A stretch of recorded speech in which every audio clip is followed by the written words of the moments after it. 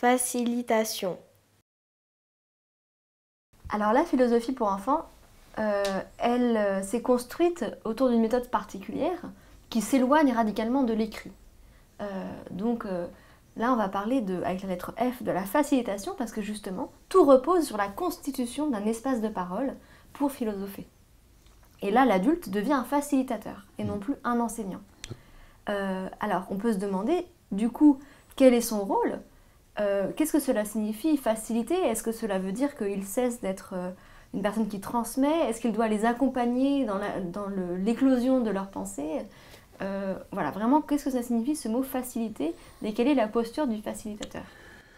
D'abord, la posture n'est certainement pas celle de celui qui est là ou celle qui est là pour transmettre un savoir dans une communauté de recherche. Ce n'est pas du tout le but de la personne qui anime une communauté de recherche avec les enfants. Faciliter, dans le mot faciliter, il y a le mot facile. Hein? Donc, c'est de rendre facile quoi? Ce qui est difficile. Et qu'est-ce qui est difficile? Parfois, c'est le fait simplement de dire ce qu'on a à dire. Alors, le facilitateur peut aider les enfants à intervenir dans le cadre d'une discussion en disant « Est-ce que tu aimerais dire quelque chose, par exemple, ici? » C'est faciliter aussi la prise en main par chaque enfant de ses outils de pensée, les rendre plus habiles à devenir capables de raisonner par et pour eux-mêmes. Le facilitateur, en fait, son rôle, c'est de permettre que les liens se créent entre les différents intervenants ou les différentes personnes qui créent la communauté de recherche. Son regard est celui du lien, en fait. Le lien tant au plan cognitif qu'au plan social et affectif aussi. Hein, permettre que les enfants interviennent entre eux d'une manière qui soit bienveillante, par exemple. Le facilitateur a un rôle important à jouer dans ce contexte-là. Donc si je comprends bien, il aurait un rôle de soutien. Oui. Soutien à l'expression, soutien à la prise de parole, et aussi un rôle de lien. De lien, oui, de mise en lien, mais aussi de faciliter la possibilité que les enfants approfondissent leur recherche sur le plan philosophique.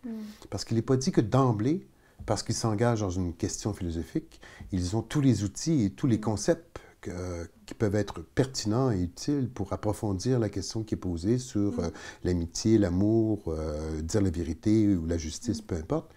Et celui qui facilite la démarche est là, non pas pour leur transmettre des concepts en tant que tels, mais pour leur proposer des pistes de questionnement qui vont leur donner l'occasion d'approfondir leur propre recherche. Donc, il facilite l'approfondissement de la recherche. C'est ça, mais est-ce que du coup, il ne se retrouve pas quand même à transmettre? Enfin, je veux dire, si les enfants parlent de quelque chose et que lui, il a un mot de vocabulaire conceptuel qui peut les aider, est-ce qu'il doit s'empêcher de transmettre à ce moment-là? Je ne pense pas qu'il doit s'empêcher de transmettre, mais je dirais, c'est moins une transmission dans le sens de « Ah, ben vous savez, la justice, c'est ceci, la vérité, c'est cela », mais davantage de poser des questions qui vont leur permettre aux enfants eux-mêmes d'approfondir tel ou tel aspect de tel concept en philosophie. D'où l'importance d'avoir une formation, cette personne-là, passablement approfondie, qui lui donne l'occasion, elle, à cette personne-là, de voir qu'un concept philosophique, c'est un tissu de relations avec une multiplicité d'éléments qui entrent en jeu. Mais je pensais par exemple, j'avais un exemple, une expérience en tête d'enfants qui parlaient du fait que parfois on avait trop de courage. Ouais. Et il racontait l'histoire d'un camarade qui prend son vélo, qui va n'importe où, qui en fait se met en danger. Et là je me suis dit, je pense que c'est important de leur amener le mot témérité, pour leur expliquer ce que ça signifie, ce phénomène d'excès de courage. Et là je me dis que le facilitateur peut quand même se permettre d'apporter, sans être dirigiste ou dominateur, mais des éléments de langage pour mieux philosopher. Absolument, il n'y a rien qui empêche d'apporter des éléments de langage, loin de là. Encore faut-il que ces éléments de langage apportés soient accompagnés d'un questionnement. Oui, et liés à l'expérience enfantine, et pas du coup artificielle. Voilà, et lié à l'expérience enfantine et pas du tout artificielle, et lié à un questionnement qui, par exemple, dans le cas du courage ici, mais trop de courage, qu'est-ce que ça veut dire, au fond?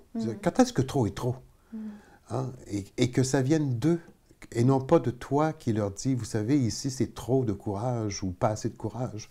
Mais en leur apportant, évidemment, des éléments conceptuels qui leur donnent l'occasion d'approfondir par eux-mêmes la question qui est posée.